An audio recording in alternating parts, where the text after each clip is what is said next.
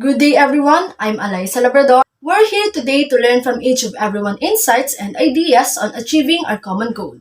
As we all know, sustainable water supply is a component of integrated water resource management, the practice of bringing together multiple stakeholders with various viewpoints in order to determine how water should best be managed. In order to decide if a water system is sustainable, various economical, social, and ecological considerations must be considered. Together, we'll build an approach where we can combine our ideas and do our work in the best possible way. And as we, the stakeholder of the Mother Earth, let's begin discussing and take measures on how could we protect the freshwater as human way of survival. Good day, everyone. I'm Jessa Bergantine, and before anything else, we must not forget that freshwater, like rivers and lakes, are the vital sources of fresh water for life on Earth. But did you know they hold less than 1% of the world's water? Most over 99%, in fact, is in the salty ocean or frozen in our polar ice caps. That's why we must protect our rivers and look after fresh water our planet Earth provides. Fresh water is the most important and valuable natural resource on Earth. It sustains all life. There is no life without fresh water. Fresh water is not only important for human beings but also for entire ecosystem. Without enough fresh water, the existence of humans as well as animals is next to impossible. After fresh air, fresh water is the second most important natural resource for the survival of humans. There are lots of important freshwater ecosystems out there that provide us with a majority of the drinking water that we use in day-to-day life. And these valuable natural resources are very quickly being depleted worldwide. Therefore, fresh water is extremely limiting amount, so use it wisely. Next is the effect of climate change. Climate change affects the availability of fresh water, and there are several effects of climate change, such as increase in temperature, resulting in increased rate of evaporation and forest fire, melting of ice, resulting of increase in floods and sea level rise.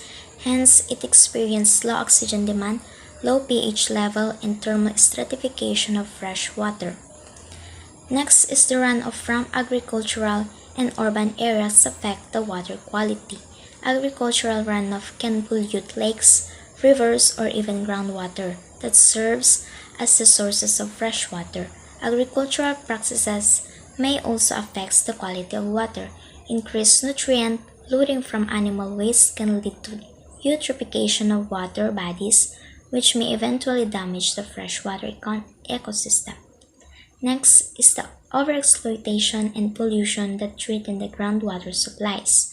First, overexploitation refers to the overharvesting of different species that lead to resource depletion. So because of overexploitation together with pollutants, fresh water may be put at risk, resulting of running out in their supplies of fresh water.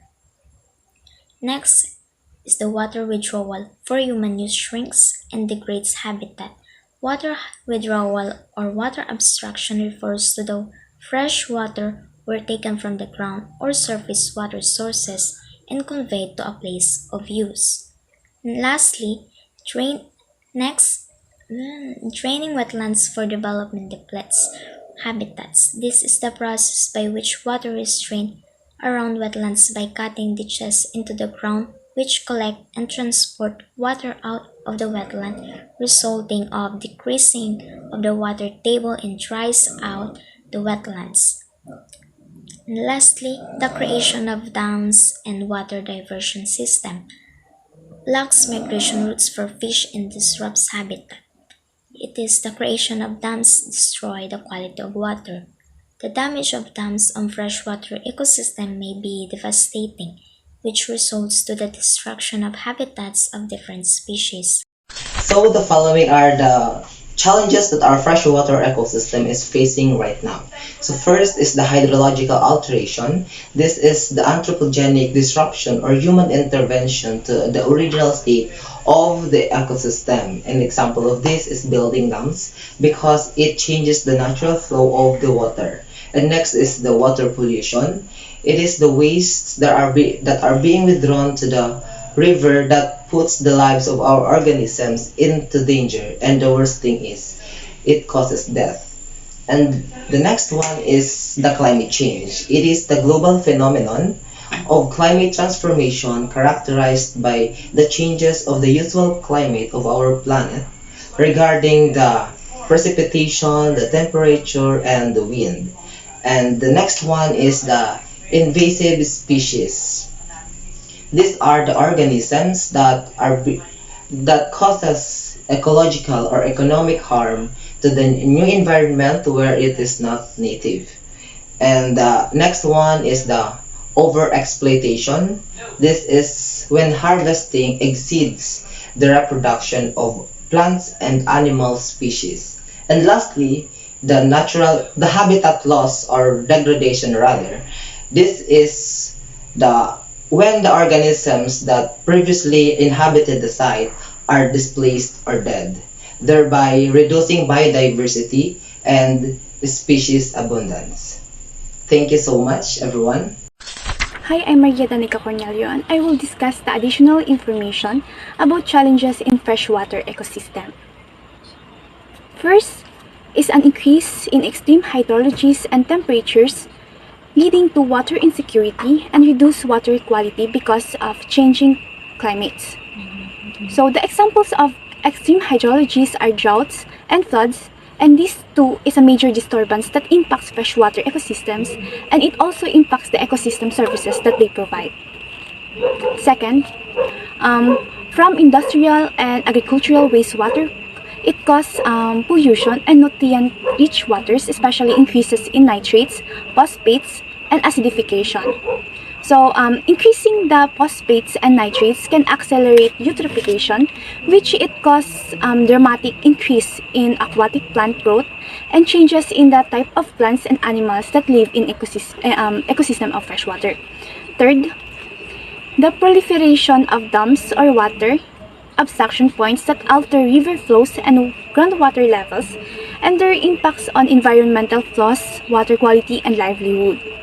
So, proliferation of dams and water abstraction points can affect the ecosystem of freshwater by preventing the natural highs and lows of river, and it contributes to water security, energy supply, and flood protection. Fourth, the pervasive spread of non-native species into freshwaters via ballast water, aquarium, horticultural, and pet trades and water sports, and their impact on provisioning services and ecosystem processes. So, non-native species are typically viewed as a harm to the local ecosystem and economies, but non-native species has advantages such as faster growth and reproductive rates and higher ecological tolerance. That's all, thank you. Here are the essential solution, programs, and projects to sustainable water resources management in freshwater. In surface water, surface freshwater is unfortunately limited and unequally distributed in the world. Pollution from various activities leads the surface water that is not drinking quality. Therefore, the treatment system must be put in place. Structure such as dam may be used to impound water from consumption. Dam can be used for power generation, water supply, irrigation, flood prevention, water diversion, navigation, and etc. If properly designed and constructed, dam can help provide a sustainable water supply. The design should be consider peak flood flow, earthquake faults, soil permeability, soil stability, erosion, water table, human impact, ecological impact, and other site of characteristics. Clean water or water recycled from human use can also be a sustainable source of water supply. It is an important solution to reduce stress on primary water resources such as surface and groundwater. There are both centralized and decentralized systems which include water recycling system and the use of microporous membranes. Reclaimed water must be treated to provide the appropriate quality for a given application like irrigation, industry use, and etc. In rainwater harvesting, collecting water from precipitation is one of the most sustainable resources of water supply, since it has inherent barrier to the risk of overexploitation found in surface and groundwater resources, and directly provide a drinking water quality. However, rainwater harvesting system must be properly designed and maintained in order to collect the water efficiently and prevent contamination and use sustainable treatment system in case the water is contaminated. The number of drinking water treatment exists at point of use. These include solar treatment, boiling, using filter, chlorination, combined methods such as filtration and chlorination. Although technically, given the Earth's surface and precipitation, rainwater harvesting can meet the global water demand. The solution can most practically be supplement to sustainable water supply system given a level of uncertainty and competing land use and application. Good day, I'm Alamo Anime and discussing for additional 5 programs, projects, activities needed for sustainable management and conservation for freshwater ecosystem. First, implementation of ecological long-term conservation plans. Freshwater ecosystem is the target of conservation efforts, and with this, we need to come up plans that will conserve the whole group of interconnected species that need protection. Second, freshwater habitat restoration aims to restore, recreate, repair the freshwater ecosystem. Third, avoid throwing plastic waste. Single-use plastics are filling up our landfills, choking our rivers, and contaminating our oceans. As much as possible, let us replace plastic Tupperware for a glass or steel containers. Lastly, Upland Linis program. This can be conducted annually that aims to sustain cleanliness, beautification, and sanitation in the city through active and continuing partnership among government agencies, NGOs, private entities, citizens, and volunteers. In connection of what Ms. Alamo discussed, I have here some additional programs or activities to sustain freshwater ecosystem. Number 5, educate to change consumption and lifestyle. We all know that how we consume water and what our lifestyle can affect the freshwater and especially the ecosystem. By educating everyone regarding how to conserve freshwater ecosystem, we can be a help to sustain it and can be used in the next generation.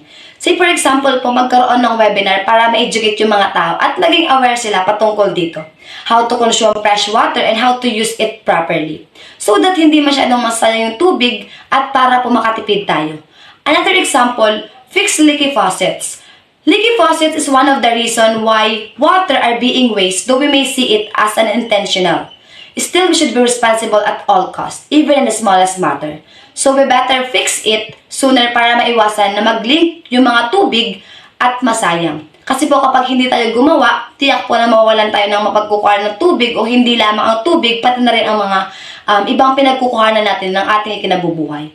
Number 6, responsible dumping of waste, pesticide, and fertilizer. Pesticides may be carried in runoff as dissolved substances in the water as soil particles. Runoff from pesticide-treated areas can contaminate the streams, ponds, lakes, and wells. Surface water pesticide residue can harm plants and animals as well as contaminated groundwater and as well as fertilizer nutrient can damage the aquatic ecosystem because they promote fast growth of algae and other plant life. So kaya po, we need to be responsible sa pagbabasura o pagtatapon, especially yung mga farmers na gumagamit ng mga pesticides and fertilizer dahil marami pong naapektuhan at nasisira ang mga substances.